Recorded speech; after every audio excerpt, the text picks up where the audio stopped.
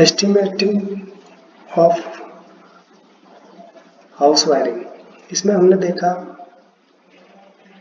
कि मटेरियल किस तरह से परचेज किया जाएगा, वायरिंग सर्किट क्या है, मटेरियल शेड्यूल बनाया जाएगा, कॉल ऑफ कोटेशन किया जाएगा, कंडक्टर का साइज हमने कैलकुलेट किया, डिस्ट्रीब्यूशन और मेन स्विच का हमने कैलकुलेशन किया कि किस तरह का साइज होगा, कितने तरह के उसमें सर्किट्स जाएंगे, मेन स्विच में क्या साइज होगा कंडक्टर का, डिस्ट्रीब्यूशन बोर्ड में कितना होगा और सब डिस्ट्रीब्यूशन बोर्ड में कितना होगा और स्विच बोर्ड से कितने पॉइंट कनेक्टेड होंगे। तो हमने उसको देखने के बाद हमें देखा जाएगा कि सब सर्किट्स कैसे डिवाइड करते हैं, तो उसकी कैलकुलेशन कैसे करेंगे।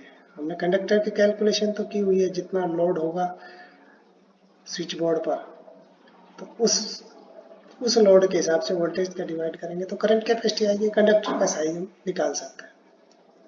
अब हम देखते हैं सब सर्किट्स। हम सर्किट्स एक सब सर्किट पर जितना भी लोड होगा या जितने पॉइंट हम कनेक्ट करेंगे, ऐसा नहीं है कि मन में आए जितने हम उसमें लोड कनेक्ट कर दें, क्योंकि ज़्यादा लोड करने से उस पर करंट कैपेसिटी या फॉल्ट की कंडीशंस ज़्यादा रहती है, तो एक लिमिट की हुई है।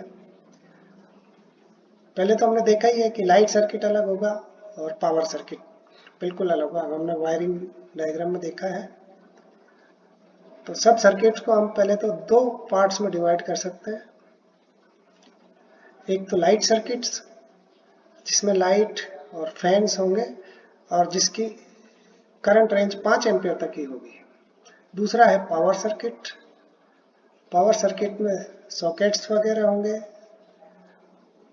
सॉकेट आउटलेट्स जिसमें हम कोई भी लोड कनेक्ट कर सकते हैं। वहाँ पर 15 एम्पियर की करंट कैपेसिटी हम रखेंगे। तो सप्लाई सिस्टम में हमने देखा कि किस तरह सब सप्लाई सिस्टम, वायरिंग डायग्राम में भी हमने देखा कि पहले हमारी सर्विस मेंस होगी। सर्विस मेंस जो सप्लाई सिस्टम है, सप्लाई बोर्ड है, मेन पोल से लेकर हमारे घर में जो एंटर होगी एनर्जी मीटर में डायरेक्ट, इसके बीच में कोई ज्वाइंट वगैरह नहीं होगा। उस सर्विस मेंस का जो सीधा एंड है वो एनर्जी मीटर के अंदर जाएगा। एनर्जी मीटर में अगर सिंगल फेज है तो 2 वायर, एक न्यूट्रल एक फेज होगा और आउटपुट में हमारा फेज और न्यूट्रल निकलेगा। उसके बाद कंज्यूमर एंड पर हमारा एक मेन स्विच लगा हुआ होगा।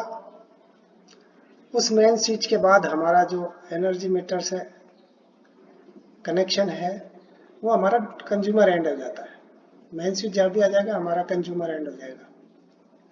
उस मेन स्विच के बाद हमारा एमडीबी लगेगा।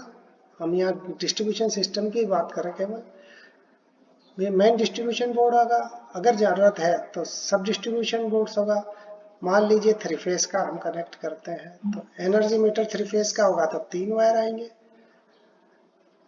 और 3 वायर आउटपुट जाएंगे, एक न्यूट्रल का होगा, अर्थिंग अलग होगा। फिर उसके बाद मेन डिस्ट्रीब्यूशन बोर्ड 3 फेज का है तो 3 फेज कनेक्ट सप्लाई है तो 3 फेज का ही होगा। उसके बाद सब डिस्ट्रीब्यूशन बोर्ड, अगर हम माने कि लोड ज़्यादा है तो सब मेन डिस्ट्रीब्यूशन बोर्ड पर अगर 3 फेज के हैं तो हम यहाँ पर एक एक फेज का अगर कनेक्शन देंगे तो एसडीबी पर एक एक फेज को एक एक एसडीबी दे देंगे। इससे क्या होगा, बैलेंस लोड रहेगा। और अगर सिंगल फेज की हम बात करें तो सिंगल फेज में जितना लोड है उसको करीब करीब 3 में डिवाइड करें और जितने एसडीबी हम काम में लेना चाहते हैं। अगर एसडीबी हमारे मान लो 4 सर्किट हम बनाते हैं तो 4 एसडीबी हम अगर काम में लेते हैं तो एसडीबी 4 होंगे। उन 4 से कितने कितने स्विच बोर्ड होंगे वो भी करीब करीब बराबर होने चाहिए और स्विच बोर्ड पर हमारा लोड होगा जो कि स्विच बोर्ड से कंट्रोल होगा, वह स्विचिंग होगी। लाइव कंडक्टर में हमारा फ्यूज होगा और न्यूट्रल में न्यूट्रल लिंक से कनेक्ट किया होगा, जो कॉमन भी किया जा सकता है स्विच बोर्ड पर। और जो स्विच है वो इंडिपेंडेंट उस लोड को ही जाएगा और वायरिंग हमेशा पैरेलल में होती है, इसलिए स्विच बोर्ड से जो भी लोड कनेक्ट होगा वो सिंगल यूनिट ही होगा, उसमें कभी भी सीरीज में कोई लोड नहीं कनेक्ट करना है। और जो सॉकेट का स्विच है, सॉकेट आउटलेट का, वो उसके पास में होगा, उसकी डिस्टेंस ज़्यादा नहीं होगी, और वो अर्थ होना मस्ट है। किसी भी लाइट पॉइंट के लिए उस लोड पर, जो भी लाइट पॉइंट है उसमें लोड 80 वाट मैक्सिमम आएंगे, और 10 पॉइंट तक हम मैक्सिमम ले सकते हैं। और पावर पॉइंट के लिए मैक्सिमम 3000 वाट या 2 पॉइंट, जो भी है, जो पहले क्रॉस कर लेता है उसी को लेंगे।